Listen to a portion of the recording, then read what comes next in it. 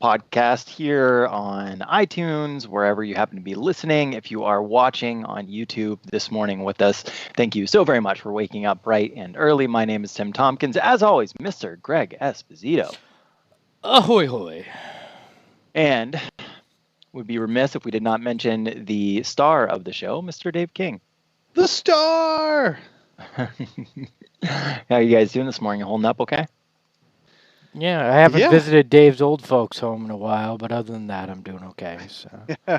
They stopped allowing visitors, that's why. I know. Probably smart, but they could try and liberate the old homes too if they wanted. Liberate! Yeah, imagine recruiting the old folks to go protest. I believe that's called thinning the herd. Yeah. Yeah, so it's you guys can take solace that at least you are not in a place that has become the butt of all jokes. Instantly, Jacksonville, just to the north of where I am recording. I'm in St. Augustine. I'm not in Jacksonville. Yes. What do you mean? Jesus. They opened the beaches, and 26 minutes later, it was completely shoulder to shoulder, it looked like. Well, no, I wouldn't go that far. It wasn't shoulder to shoulder, but it was. So they opened the beaches from 7 a.m. to noon for walking only. You cannot bring a towel. You cannot congregate in groups. You cannot lay on the beach. You can walk on the beach. You can surf on the beach, but you cannot just go hang out on the beach, right? So they opened it up for exercise from 7 a.m. to noon. But of course, the minute they did this, everybody came out to the beach, and I was watching the tweets because it was actually our local news broadcasters that were talking about it, and watching the tweets go up, and then all of a sudden I see Suns Nation down in Arizona tweeting it, and I'm like, God fucking damn it. Tim, that is not even close to the most embarrassing thing about Jacksonville, Florida. I mean, come on. No, Jacksonville I love how one of the makers of The Good Place said, "This is why we had Jason come from Jacksonville." Hey, I also love they had Phoenix references in that show. It is an all-time great that was a great show. Yes, one from Jacksonville, one from Phoenix. Exactly. By the way, new addition to the studio space. I don't know if you guys can see this, but remember the Trophy Guy commercials back in the day? Yes. Oh God, yes. That's me and the actual Trophy Guy costume. That was. Wait, put it up closer. Holy shit, that is you. You didn't Photoshop that? No. What? It was in a closet in the arena. The only time your face has ever looked small. And we, you remember the Harlem Shake when when LeBron and the Heat did that, and it was a big thing. We decided to do a Suns version, and they wanted all these obscure things. So I said, "Look, the Trophy Guy. I know the Trophy Guy costumes in this building. Can I please wear that?" And they actually let me do it. Wow. That is one of my favorite pictures from my time at the Suns. So wait, were you obscure. Trophy Guy? I was not. No, in that was video. From before your time, wasn't it? Yeah, Trophy Guy. Yeah, you really think they were talking about trophies when Michael Beasley and the crew were the guys running there? No. Yeah, that was way before my time. And wait, yours was Blunt Guy costume. Yeah. My investments guy, a bag of watches in the back. No, but Was the Michael Beasley and Luis Scola season the worst season ever? That was my first season physically covering the team on site, and it was a trip. It was such a trip. Was it the worst? No, it wasn't even close. Depends on what you would call the worst. It was definitely entertaining because we had some good interviewees in the locker room, and I mean, no young players. The losing was no young players, but that's okay. That means they had their own personality and they were enjoying whatever it was. Except Luis Scola's poor guy looked like the droopy dog. Well, that was the weird.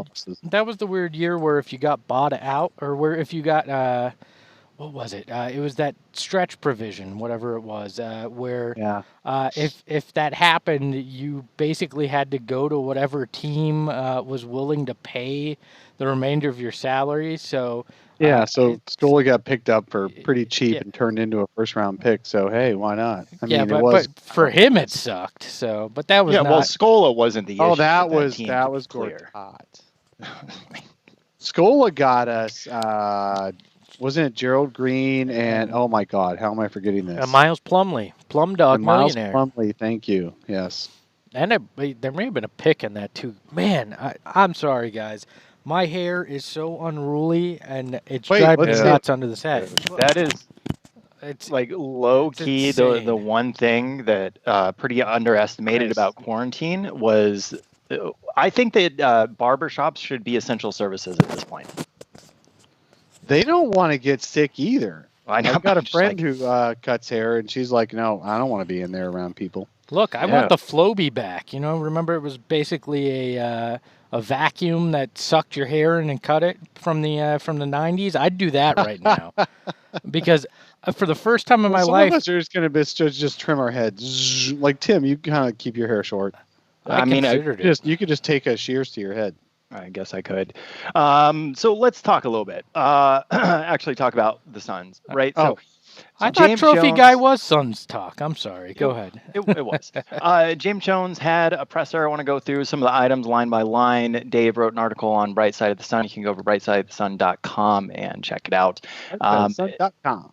James Jones talking about July or August being the absolute earliest that the Suns could. Yeah, he didn't literally say July or August. What he did say was 5, 6, 7 weeks to get the guys ready for competitive NBA basketball. And then that's only after the league resumes, which, actually being able to congregate, which is at least sometime in May, if not June. Probably June. I think Adam Silver just this week said that they're nowhere close to coming to any kind of next step. The whole idea of putting everybody in Vegas and stuff like that, or in MLB in Arizona, I think those were far-fetched ideas. I think right now people are going to wait out to see how it goes, but June to reconvene at an arena somewhere, and then 5 to 7 weeks to get ready for NBA basketball. I had a guy come back at me saying on Twitter after I shared that, saying, "Oh, that's ridiculous. These are the world's best athletes. They should be ready to go day one." I'm like, no, they're like you and me. They're literally sitting on a couch right now, like the rest of us. And they're trying to do Zoom workouts like the rest of us. They're trying to stay in shape, but they don't have a professional equipment. And these are the best basketball players in the world. And they're going to be going at each other 100% once the games start again. You'll have tons of injuries if you try to do it to these guys. Well, and then you've got guys like Giannis and even Devin Booker who admitted they don't have hoops where they're living right now, so they're not even getting shots. Most people don't have basketball hoops in their house. So there's going to be a ton of bricks. It's going to look like, remember those Suns used to play preseason games outdoors? Yeah, when they did that. Where was that? It was in California, Palm Desert, I think, where the tennis facility out there. Yeah, Palm Springs, excuse me. Yes, and they play outdoors, and if the wind blew, your ball would miss the entire rim. And so those preseason games were hilarious to watch because these guys look like the worst shooters in the world. That's the way they'll look when they get back on the court. Plus, they haven't run full speed. They haven't cut on a dime. They haven't done any of their incredibly athletic things. You watch these horse competitions, those online, those are like at 10% speed, obviously, even when they're trying to make the shot. So there's no way these guys are going to be ready right away for real basketball. And the thing is, they're so close to the end of the season, there's no ramp-up time. So if you do any regular season games, or go straight to the playoffs, whatever, those guys have to be ready to go right away. He also said that Kaminsky and Oubre are fully healthy, although because they're coming out of the injury, they haven't had any time to ramp up as well. To actually get back to basketball activity. Yes, they've both been cleared by their doctor, he said. Frank has talked about it on his little podcast that he's got, Pros and Joes, is the name of Frank Kaminsky's podcast. It's real fun to listen to, although it's very intermittent how many they do. But he talked about it. He said, he's ready to go. He just has nowhere to work out except his backyard. So where he's running around a pool. we saw that, right. But he's ready to go. He's cleared, and he was talking about how Kelly is as well, and it'd be exciting if they could both get back for the rest of something. as opposed to not being healthy, obviously. So he's real excited about that. And Cam Johnson, who had missed some time with mono, is also fine now. So, but even Cam admitted on a recent one of those Valley Chats interviews that he's lost a little bit of weight because he's a dude who's reed thin and he's got to work out hard, just keep weight on. Well, and that's a side effect of mono too, is you end up losing weight too. So, yeah, what's weird to me is, okay, so say they don't quarantine in some city, right? And the Suns just and they want to finish the actual regular season. We've talked about where they're going to play, right? They'll play likely at the Coliseum, is what was what the team has said. But they have no practice facility, no training facility, no training rooms. I mean, I had been in the bowels of the Coliseum a handful of years ago when the Suns did their preseason scrimmage there, and it is not. I know that they were working on the locker rooms because the WNBA, the Mercury, are going to play there, so there'll be a little bit nicer locker rooms. But this is not a building set up for world-class athletes and world-class training. So the question is, where they're basically going to be nomads when they come back, and how do you ensure that these guys wind up getting the kind of attention they need? Where are you going to actually practice and get these guys fixed up? Are you going to go to an ASU, GCU, and use those facilities? Even those aren't going to be the standards in which you expect. I mean, the Suns released footage. They've gutted the arena already. I mean, the demolition is TSR well Arena is totally out.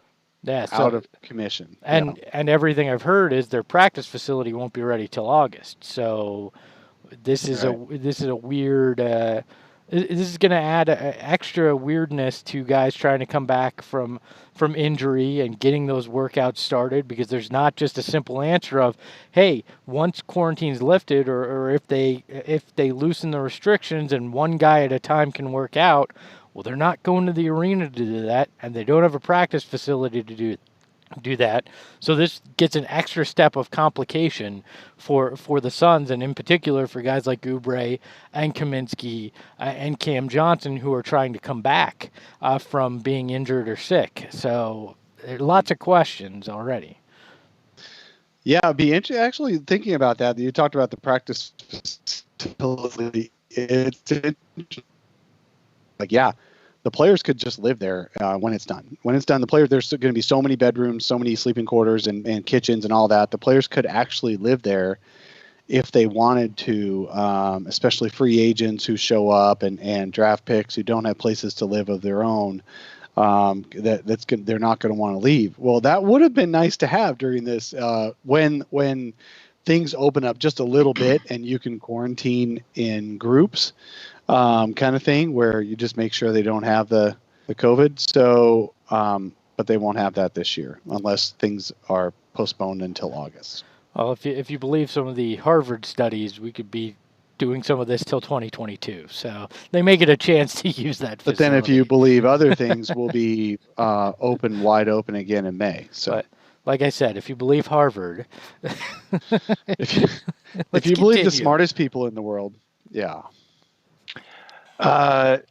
So before we get to Devin Booker at point guard and his comments relating to that, because I do want to pull an exact quote, Monty also said that he wants to see more time with Rubio, Booker, Oubre, Bridges, and Ayton lineup. And I thought that was interesting, but specifically because we've talked a lot on this show, and I'm sure there's been a lot of internal discussions with the Suns as well about their need for a starting power forward. However, we have seen a pretty large sample size. Dave doesn't think it's a large enough sample size, but several hundred minutes of pretty much that lineup right there that shows that Bridges, the Suns are pretty good with him at power forward in that lineup. And I wonder if the reason why they want to see that the most is so that they know where to focus during the offseason. Look, why did it take a pandemic for Monty Williams to finally decide that's the lineup he wants to see more of?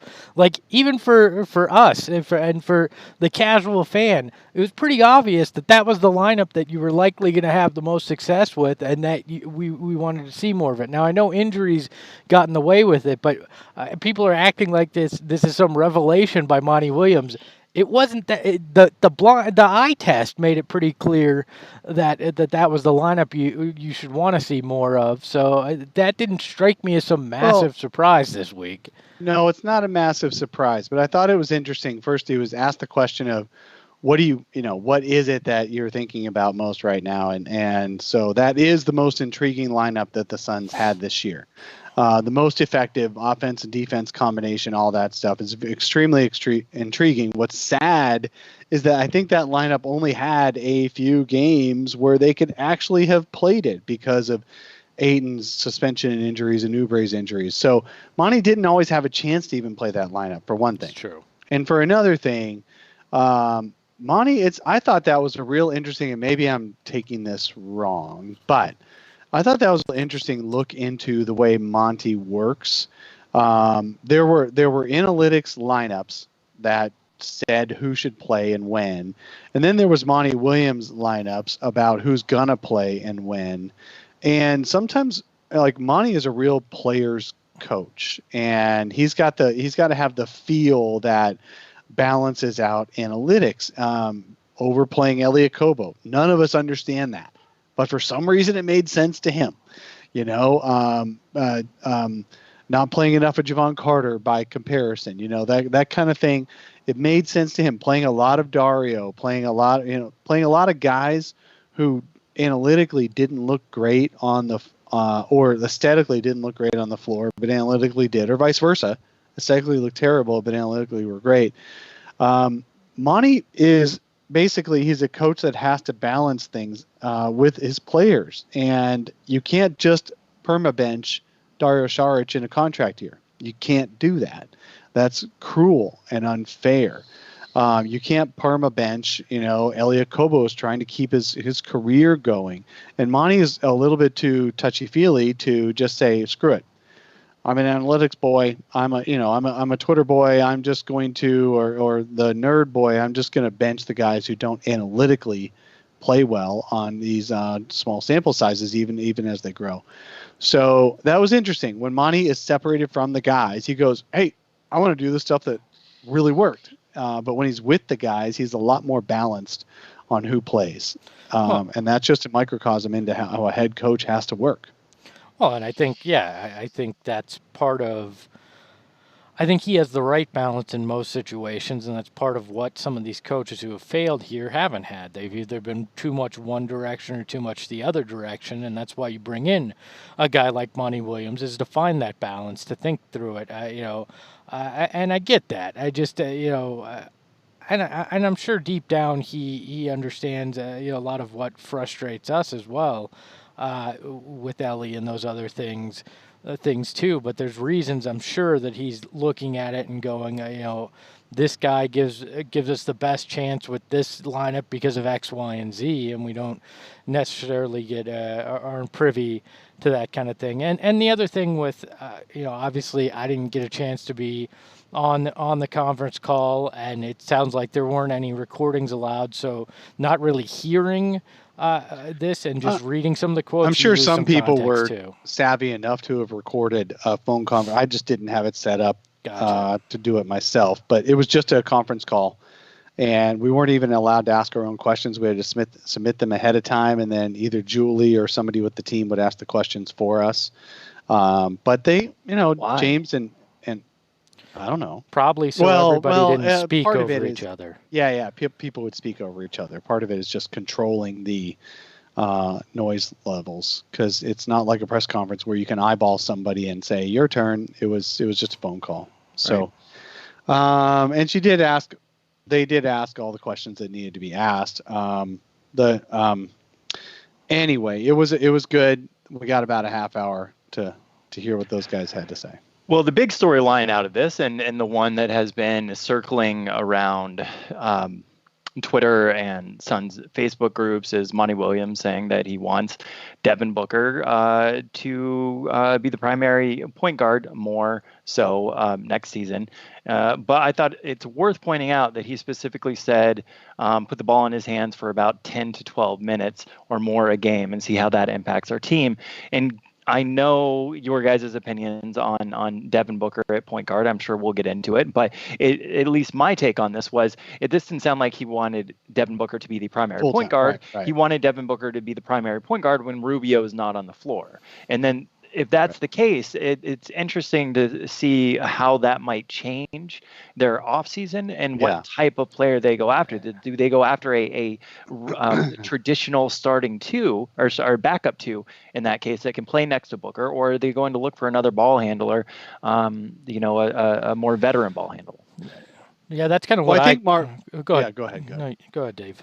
I think Monty is just seeing what we're seeing, that in small bursts, in not for 40 minutes a game, but for 10, 12, 15 minutes a game, having Devin Booker as your playmaker does allow you to have a lot of shooting on the floor at once. If Ricky Rubio was a great shooter like a Steve Nash and had all the current skills he's got, then I doubt Monty would care at all about Devin Booker being the primary point guard for 10, 12 minutes. But then again, it's also a function of who your backups are too. And I think ideally Monty would have Devin Booker be the secondary playmaker he has been this year. He had almost as many assists per game, almost as many almost assists. What are those potential assists as he did a year ago? And they were a much more effective offense. So in a perfect world, I think Monty's great with exactly how it's been.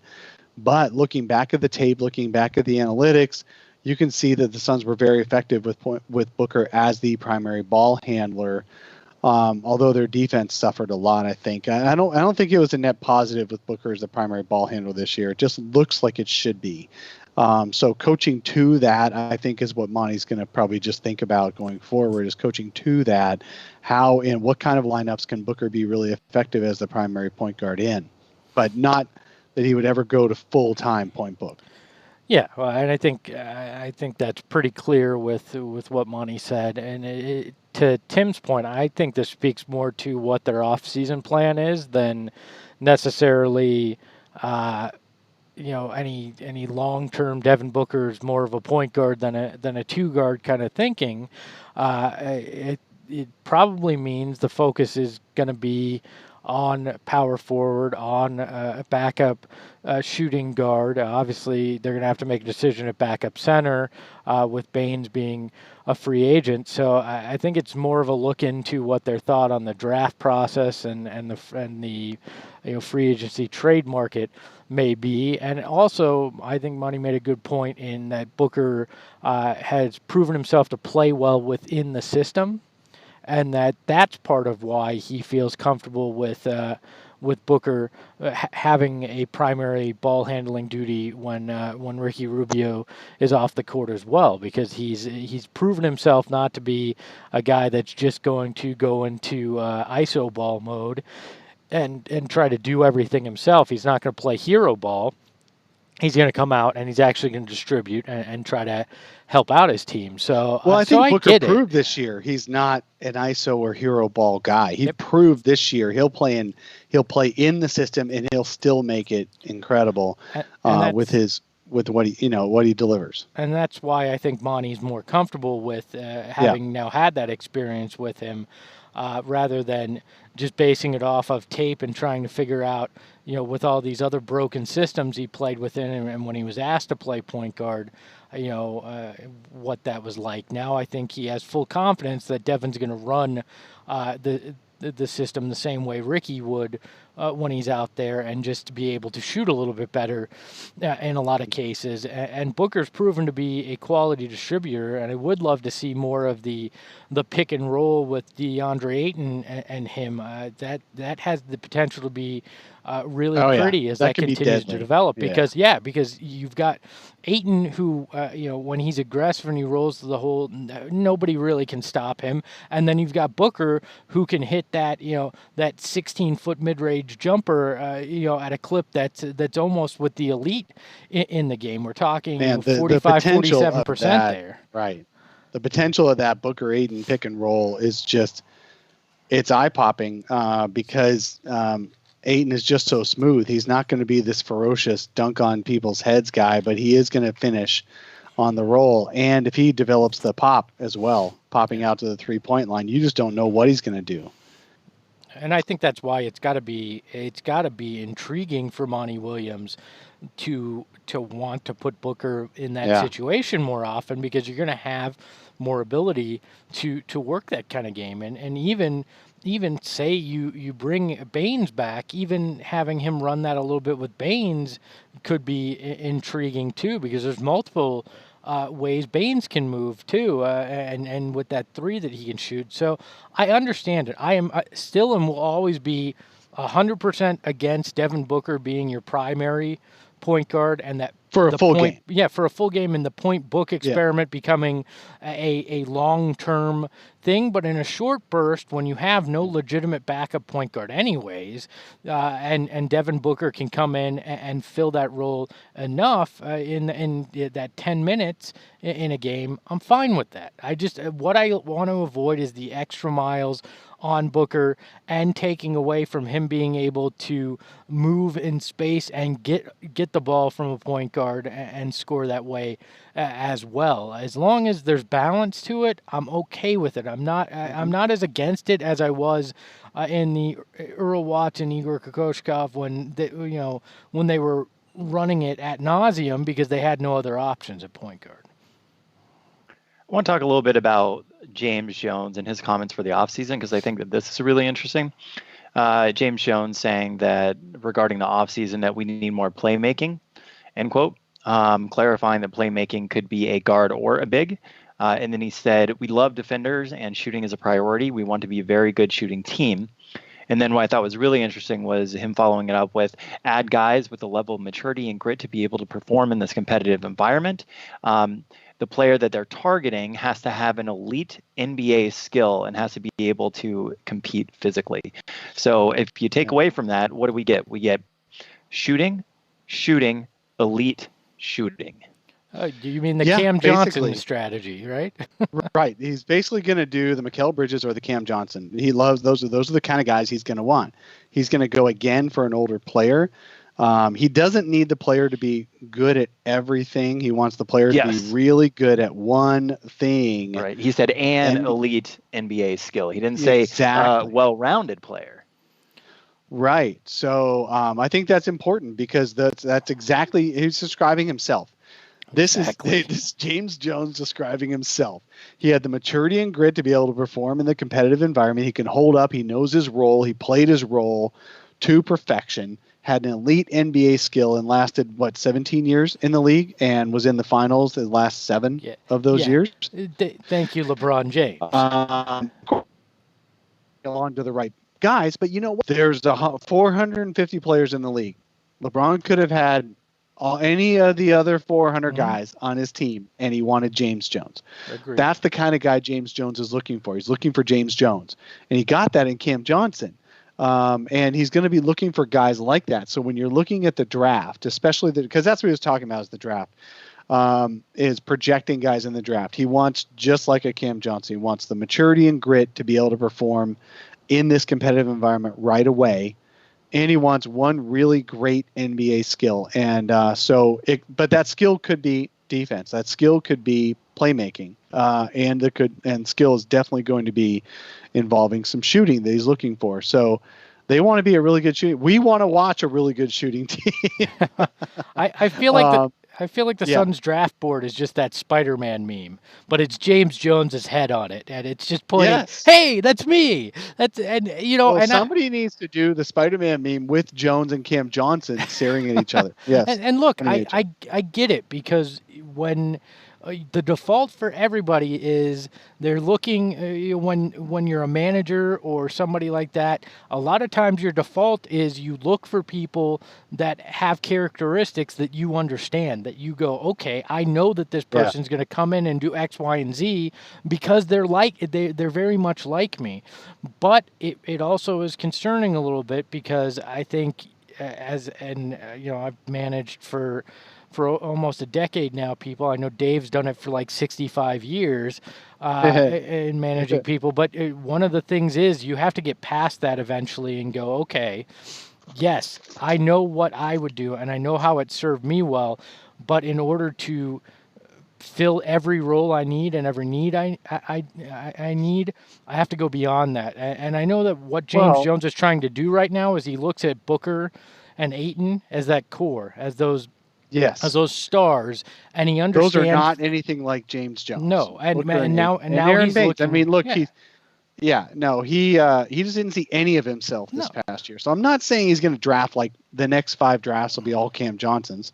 I'm not saying that. But it might. But they're all going to be mature players with an elite NBA skill, and that makes sense as opposed to looking for the most well-rounded jack of all trades. Agreed, and I think it's actually what he's doing makes sense when you look at the stage that they're in. Right, you've got the guys that you think can blossom into superstars. Right, so now James Jones is looking at it and going, now I need to fill that roster to complement it, because part of the problem Devin Booker's had over the last 5 years is the people around him haven't been at a caliber to help.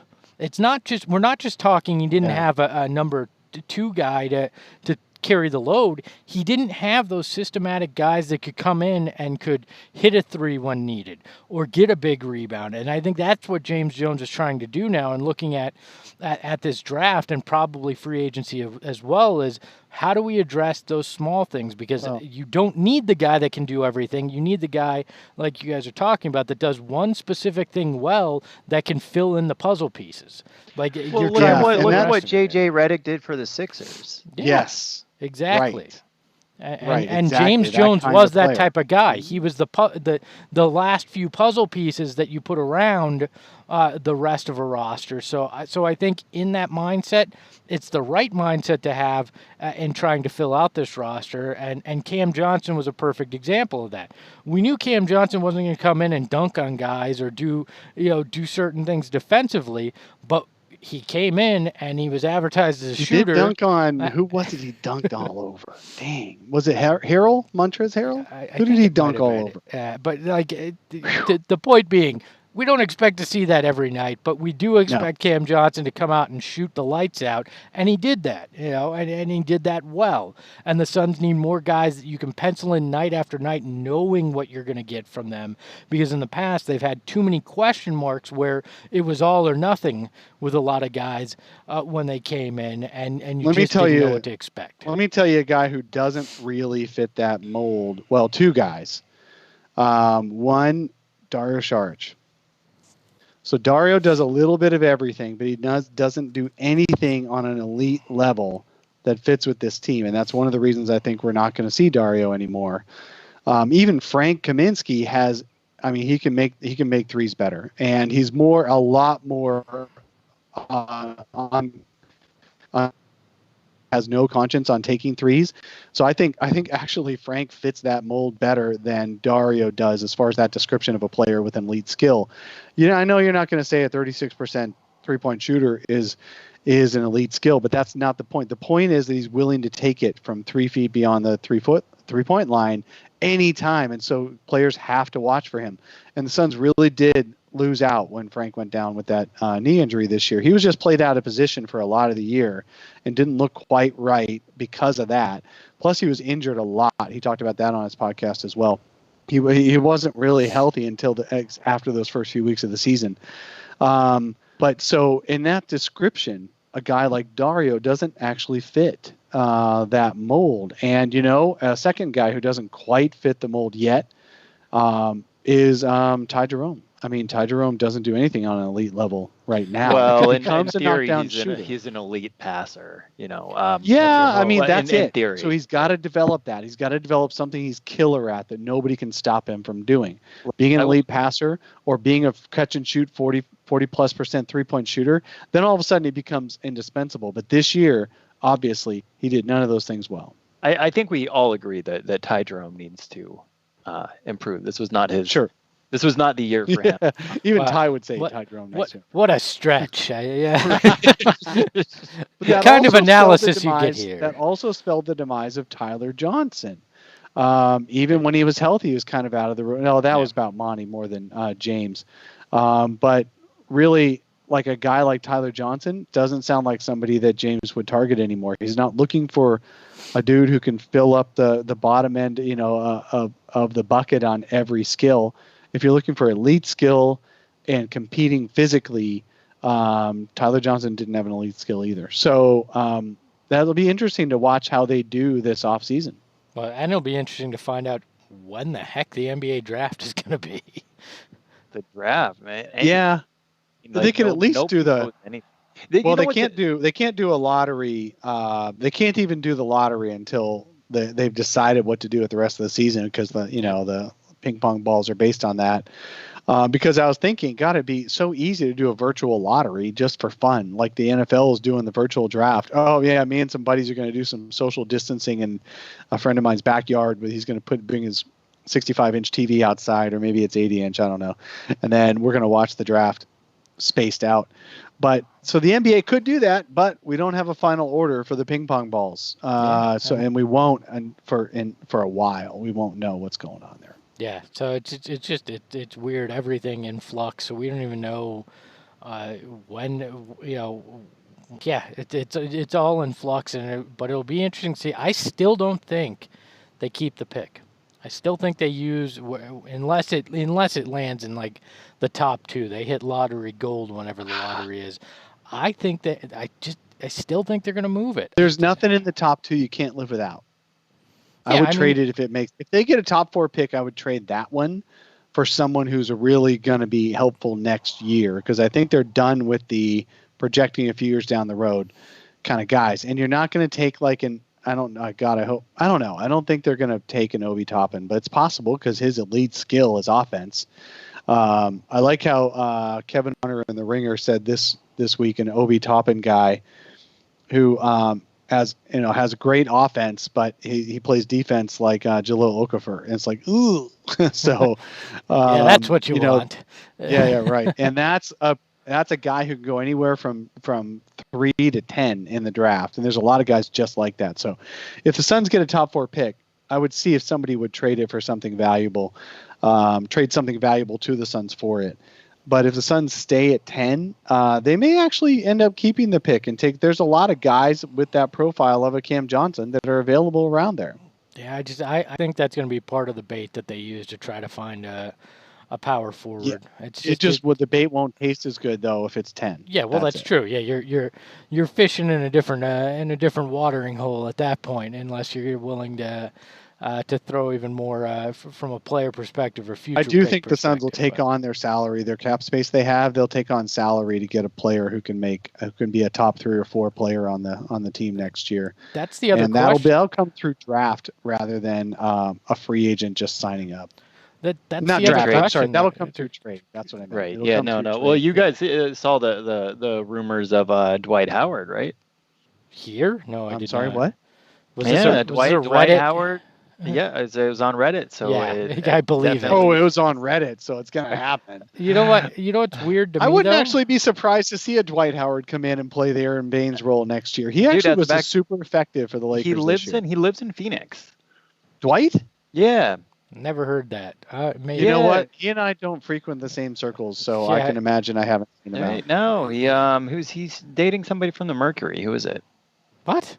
Dwight Howard's dating. Oh, is he dating? Is he now dating? Who would he be dating on the Mercury? This all sounds like somebody on Reddit. Dude, I read it on Reddit and I took it as solid fact. So on Reddit, it's wow. Somebody on Reddit has way too much time in quarantine and may be delirious at this point. We all have way too much time in quarantine.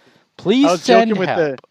I did guest on Fanning the Flames. We did it'll probably get published sometime in the next 3 months by Justin, but I did guest on Fanning the Flames last night, and we spent like an hour and a half just catching up before we actually recorded the podcast. And we had John Boyd on there as well, who's on the other Brightside podcast too. And it was a fun time. And we were talking about how desperate, how deranged we are as Suns fans, including you two. How deranged we are as Suns fans that not only are we representing 3 different podcasts of a Suns team that hasn't been in the playoffs for 10 years, hasn't won more than 26 games in a year for 5 years, and they canceled the whole freaking league a month ago, and we're still podcasting about them. running out of content too. That's no joke. We kind of fell onto some content. Speaking of, have you guys seen the tweet going around? This Kelly Oubre dunk from this season where he was standing in the corner. I don't remember who passed him the ball. That. He pump faked on nobody and then ran up nobody in 20 feet. Yeah, right, and then dunked on Paul Millsap. It was like. And then Paul Millsap, I think, then he got the foul call on Millsap too, because Millsap at the last second decided to contest it, and then Millsap was like, "What?" And you thought in the moment that he was protesting that a foul was called, which is pretty obvious that he fouled him. But I think in retrospect, he was going, "What is Oubre thinking?" Right, he pump faked a wide open three, and then just dunked on Paul Millsap. I gotta say that I miss Kelly. I miss Kelly because that kind of shit. That was what got the fans. That was provocative. That's what gets the people going right there. I mentioned it on the show. Kelly Oubre is my favorite rebounder in the NBA period. Like he is a really fearless, good rebounder for his team. I know pickup ball is not the same, but I have 100% tried to rebound the way that Kelly Oubre does because that dude is an inspiration. Yeah. Look, Kelly. What's interesting, the reason Kelly, sorry, Greg, hold on one sec. The reason Kelly and Mikal worked as a front line around DeAndre Ayton and even Aaron Baines was because Mikal could hold up defensively against a bigger dude better, but Kelly would get in there and get the rebounds because Mikal is not a good rebounder. But Kelly would get in there and get the rebounds that the team needed to make that front line work. And so, yes, that is a really nice little combination for the Suns. The way Kelly Oubre plays is the way I feel in self-isolation right now. Right? Like I'll hit the floor. I'll do some push-ups. I'm screaming. I'm like, I'm yelling at the wall. Like it's just, that's where I'm at. That's and it's fine. It works on a basketball court, but when you're in a home office and you work in marketing, it looks a little crazy. I'm just gonna be honest. Plus, as I showed earlier in the show, my hair very much looks like Kelly Oubre's right now as well. It's very tall. So. All right, so let's. I do want to take a minute to thank a supporter, listener of the show, Byrom Hess. So, Byrom, thank you so much. We all greatly appreciate you. Thank you, sir. Zach Lowe released an article I thought was pretty interesting. Hoping you guys had a moment to check it out. Likes and dislikes, 5 things, including Devin Booker as Chris Paul. Some takeaways from it, from Zach Lowe's perspective, of course, is that Devin Booker takes as many pull-up threes as Giannis. He doesn't think that's enough. That being said, Zach Lowe likely hasn't seen Devin Booker enough NBA games to think that he should be taking more because, as we all know, for some reason, Devin Booker can't hit a pull-up three in an NBA game. Chris Paul, Westbrook, and Kawhi Leonard are the only players that shoot more elbow jumpers than Devin Booker. Devin Booker shot 47% from mid-range. His ability to snake traffic to get over to that elbow jumper. Devin Booker should pass on the pick and roll a bit more than he does. He should shoot more pull-up threes. And he ended it by saying that Devin Booker is going to be a big part of a winning team and that Phoenix still needs to sort out its defense. Thoughts on the piece? Well, I think it's, I don't think it's, again, anything earth-shattering. I think it's very, very true. We all know that Devin Booker is elite from that mid-range.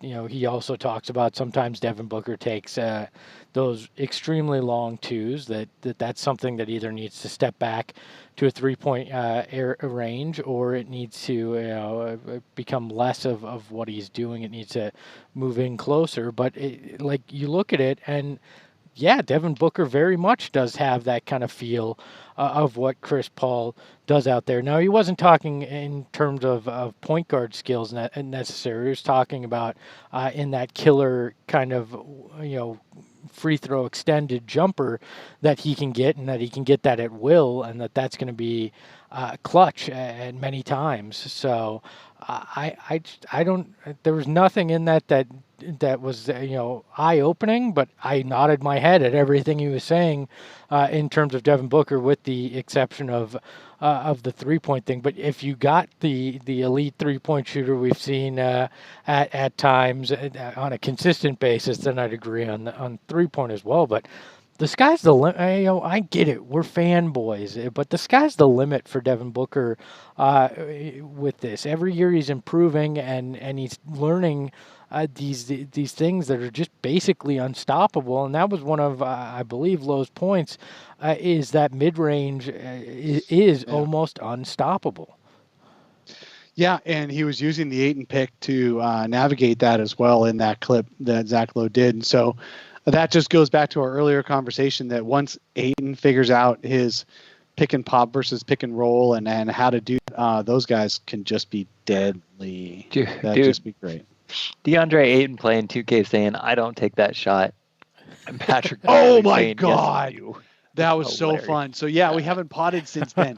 That was the most fun I've had in a month, was watching DeAndre Ayton and Pat Bev play NBA 2K. Not even the finals, because that was just a bro fest. But the semifinals with Ayton playing Pat Bev was just so fun, because Beverly was laughing at Ayton using the Suns, choosing the Suns, and Bev was laughing at him, and Ayton's like, hey, Ayton's just taking it and rolling, and then just saying, no, that's on you, bro, if you don't know what I'm, how I play, and blah blah blah. And then Ayton going, what? Why did I take that mid range? And yeah, you do. And then he didn't really say it. He just was kind of like, yeah, basically, okay. Yeah. And then he still beat Pat Beverly with the Sun. So take it, Bev. He did. He kicked Pat Bev's ass, and Pat Bev even just got up and left the room at the end of it. He didn't even do the post, the little chitter chatter with the Ronnie 2K, by the way, is creepy and should not be on TV ever. Dude, it was so hard to watch him. Hard. I'm sorry, Ronnie 2K. You're good at other stuff, but that doesn't make you good at TV. He was doing it from a shoe closet. So, I mean, granted, I'm sitting in a closet. I think Espo, it should have been you, honestly. God. Giving the, because you know me, Mr. Culture, Espo. I totally understand what I understand what the cool cats and kittens are doing out there every. At least I'm just saying when it got to the finals and it was DeAndre Ayton and it was Devin Booker, I really do think that they should have reached out to, and not necessarily one of us, but like a member of the Suns community somewhere. John Bloom would have been a great guest. There could have been somebody that they probably could have brought on for that. Yeah. Hey, Ronnie, we're pulling the plug on you for the finals. We're going to bring in somebody from Phoenix. Well, no, they had another kid that was on with him as well. They could have had a person in addition to him. Plus, after watching the performance of Ronnie throughout, sometimes you have to make adjustments. That's what you do. Dave, I love we're crapping on a guy that got his ESPN opportunity. We're like, you suck, dude. I'm like, you're in the middle of quarantine just like the rest of us, but you sucked, dude. Tim's like, it should have been me, damn it. It really is. I could have done a better job. I swear to God. You could have been in my eyeglass closet. It could have been just even eyeglasses all behind me. Or Kellen from. Hey, let's not get too crazy here. Justin, they would have had to have like a 30-second delay on that just to make sure nothing awful was said. Imagine that. And it would have taken them 4 hours before they could start the broadcast. So, listen, rounding off the show here, Dave wrote an article about Cam Johnson being a top 10 rookie this season, which I don't disagree on. I think his points per game was a little bit lower, but for what I think he provided from 3-point range, that he was amazing. Dave listed off some of these stats over at Bright Side of the Sun in the article. Third in 3-point percentage of those that played 100 plus minutes, fifth in 3-pointers made, seventh in attempts, sixth in VORP, seventh in win shares, ninth in total win shares for the season, ninth in box plus minus, and 16th in total minutes played, which is actually pretty impressive that all those other ones are we're top 10. Yep. Right. Mm-hmm. Yeah, no, he's he's not going to make an all rookie team because of the raw stats. Like guys like Cam Reddish, who had terrible stats but actually played enough to have played 30 minutes a game. Right. They're going to make the all rookie teams because of their total stats. But Cam Johnson is effectively a top 10 rookie from this draft, which is says a lot. And I thought it was really interesting that when those two guys I think it was Pelton and I forget who the other guy was. We're doing a redraft of last year. They actually switched out 5 of the top 10 players with players who were drafted later. And then around at 11, that's when they started saying, and Cam maybe was a pretty good pick at 11. So, but there were guys who were better than Cam that were taken later. Absolutely. And there were guys who were worse than Cam taken ahead of him. So overall, Cam was a pretty good player. So I think we got a good rookie there. He's never going to be a star, but I do think he's going to be a 17-year sniper off the bench for a winning team. And let's hope that winning team is in Phoenix. What's interesting is that there's a lot of players all of a sudden now that we hope are still on a winning team in Phoenix. Well, the more players you get who deserve to be on a winning team, the more likely you're going to have a winning team. So I'm excited about the future for the Suns for that reason, because he's just another guy who looks like he needs to be playing for a winning team and would be even more effective. Look, I liked what we got out of Cam all season. The only knock on him was the injury bug and the mono, but I don't hold that against you can't hold mono against. I don't hold mono against a guy in his early 20s who just became a millionaire that has Scottsdale in his background. I'm glad it was just mono, is what I'm saying. So I'm fine with that. Well, that's the only one we have to find out about. But the injuries, that's. That was the one concerning thing, because that was the question mark coming in. There were concerns about would he be able to stay healthy for an 82-game season. He obviously didn't in his rookie year. I think if he had, there probably would be even more buzz about a potential all-rookie team for Cam. But the problem was it just wasn't it wasn't sustainable spurts that he played. So I'm hoping next year he comes back a little bit healthier and we get to see that an extension of what he was doing in the sophomore season. So. Yep, I think he's just going to look. He's not going to be a star. We've all agreed to that. Mikal Bridges has a better chance of being a star than Cam. But Cam is going to be a dude no one's going to want to get rid of for a long time, and that's good. They weren't looking for a star at that moment. They still need another star. The Suns still need another star, but in the drafting of Cam at 11 in that draft, there wasn't going to be a star that they saw. Yeah. So I thought that was a good pick overall. There could be better picks for sure. You might like Brandon Clark better. A lot of us did. And he played great but he was also injury prone, by the way. But he played great as a rookie and will continue to be good in his career. There's a lot of good players out of that draft. Cam is just included as one of them. Well, that's the only point I was trying to make. He doesn't look like he's a reach anymore. I mean, everybody thought it was a reach where they took him, but it certainly does not appear that way after year one. Again, if injuries continue to be a problem, that may be something you debate in the long run. But in year one, what you saw, there was nothing that made it unjustifiable of taking him at 11. So I have no problem with the way he played. Okay, so can I talk about something that we didn't have on the schedule that I didn't really bring up with you guys? Slightly personal, but not weird personal, if you don't mind. Did anybody else see the Lindsey Smith video on the work that they're doing at the arena? I think it was something.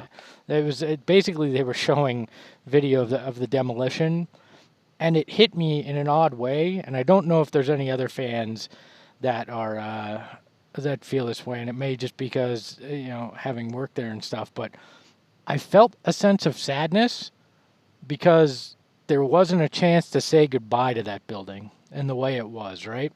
That's a building we experienced, Barkley, and to say goodbye. And the 92, 93 team and all that Barkley era, 7 seconds or less. Dude, we said goodbye to good Suns basketball in the last half decade. To me, the venue is just as important as anything else, because that was a building that 9-year-old me walked into, and it had the same feeling as 29-year-old me as an employee that walked in there felt. And it was very weird, unsettling to me to watch it being torn down. And I didn't expect that reaction. It was almost visceral within inside myself because I'm like, such a big part of my life in many stages of my life.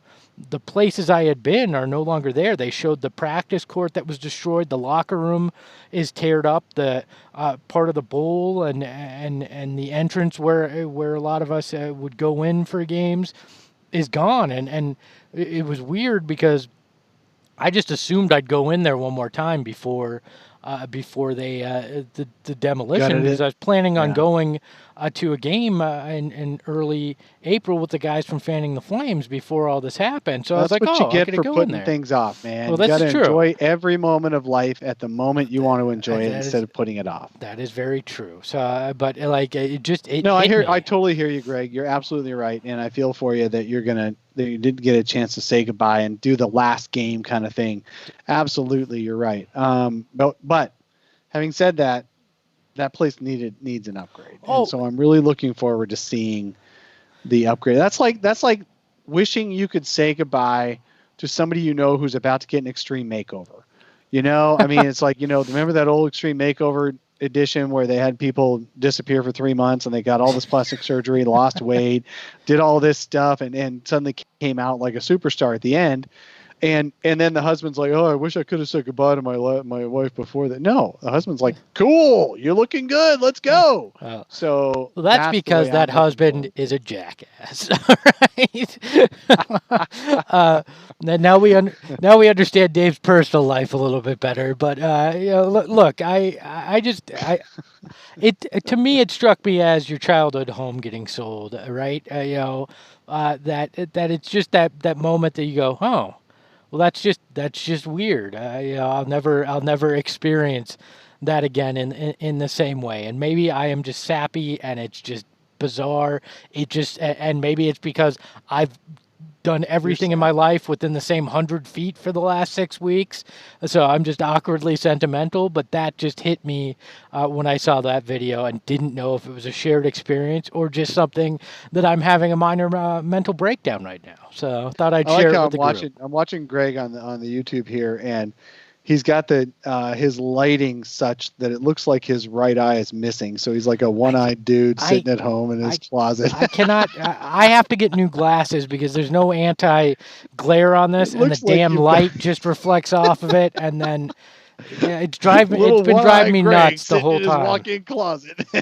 Yeah, and sad that he'll never see America West Arena / U.S. Airways Center / the Groot ever in the same way again. Help me. I'm trapped in my home. Help me. In the cupboard under the stairs. That's where you are right now, man. I'm in a walk-in closet in my home. Help me. Are you wiping your eyes? No, I'm wiping my eyes because you made me think I have to make my eyes look like they're here. Look, both eyes. I do have still two there. Of them. And on that note, gentlemen, it has been fun. I didn't see a Wednesday episode this last week. Any plans on doing another Wednesday episode? I would love to. We need to get people back. I'd love to bring Rhett back as well. And Tim, if you can stay up late one night, we'd love to have you on too. No, buddy. I'm just like, I'm not going to record at 11 o'clock at night on a work night. I can't do it. Sure. But yeah, absolutely. Oh God, one of the YouTube watchers just said if the Suns make the playoffs, he'd show up in body paint. We're good. We lived through that for a long time. Makes me want the playoffs less, MT. Depends, actually. What do you look like, MT? Hey, thanks so much to Morton for donating in the YouTube chat. We appreciate you, Morton. And, nice, man. Thank you. Mr. Orange, thanks for being in the chat. You can paint your body whenever you'd like. That's your own personal kind of thing. So you don't have to wait for the playoffs. As long as you have clothes on with it, that's okay. Yeah. Your choice. We're not going to be in attendance even if there is the playoffs, so you'll be painting your body at home. So what are you talking about? Enjoy. They're not going to have fans in the building. Not this year. But next year they will. Yeah, well, next year.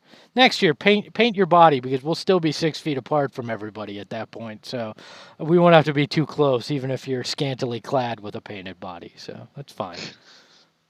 And on that note, thank you everybody so much for waking up super early Arizona time, and everybody that joined from all across the world right now in the YouTube chat. We appreciate you. If you're listening in on the podcast, whenever that is, we also appreciate you there as well. And we will be back this coming Saturday for another episode. Feel free to join us live every Saturday, 7 o'clock in the morning, Arizona time. MT, if you really look like a bald Leonardo DiCaprio, the ladies will love the body paint. Good night, everybody. That's right. We'll go with that.